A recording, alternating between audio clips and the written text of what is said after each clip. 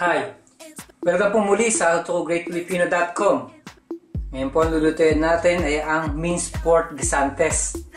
So ito po ang ating mga kakailanganin.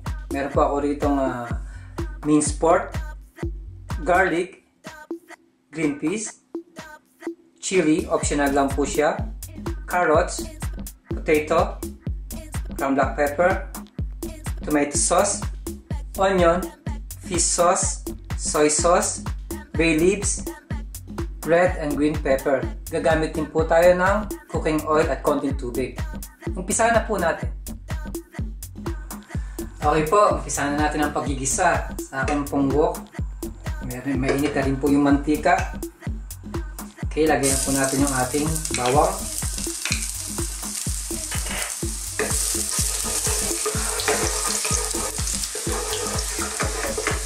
Sunod na rin po natin yung ating sibuyas.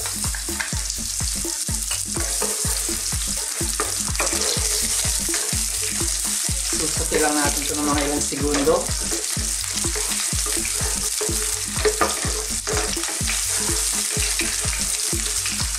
Ngayon po, susunod na natin yung ating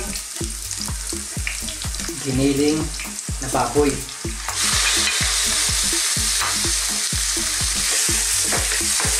Natin siya.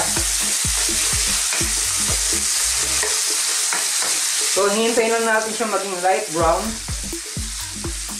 Pag nagisa na natin siya, saka na natin i-add yung mga vegetables, yung mga natitirang ingredients.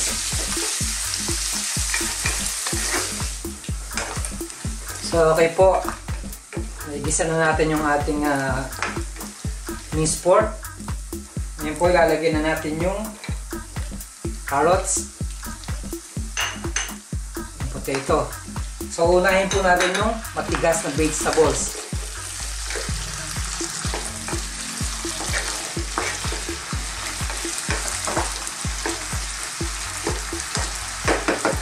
Ngayon po, hindi ko na-mention kanina sa inyo yung ating annatto powder, yung nagpapakulay sa ating guisantes. Nakalimutan ko siyang isama. So, lalagay na natin siya. At konting water para lumambot pa yung ating baboy at ang gulay.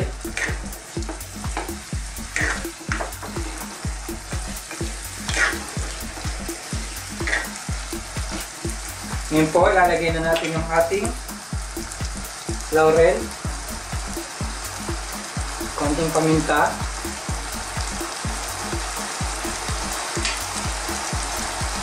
fish sauce, soy sauce, at ang tomato sauce. Kailangan po konti lang yung tomato sauce para hindi umasim yung ating niluluto.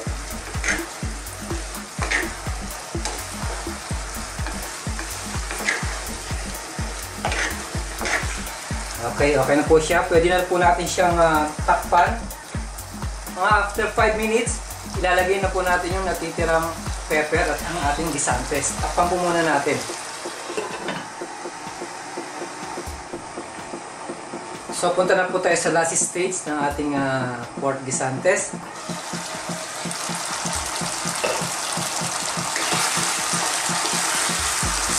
So, medyo malambot na po yung ating potato at saka yung ating carrots.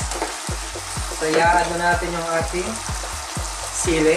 Kagaya sabi ko, optional lang yan yung sili. Yung red and green pepper.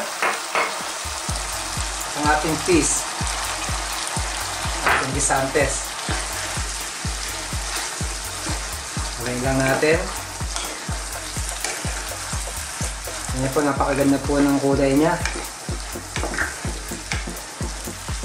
So once naluto na po yung ating peas at ang ating nilagay na capsicum or peppers, pwede na po siyang i-serve. So cover lang natin siya. Sisimmer lang natin siya ulit ng mga 5 minutes. Ready na siyang i-serve. Ito na po, ni-present ko sa inyo ang ating minced pork guisantes. Napakasarap po nito, lalo na po sa mainit na kanin. Muli, maraming salamat po sa panonood ng howtogreatfilipino.com. Mabuhay!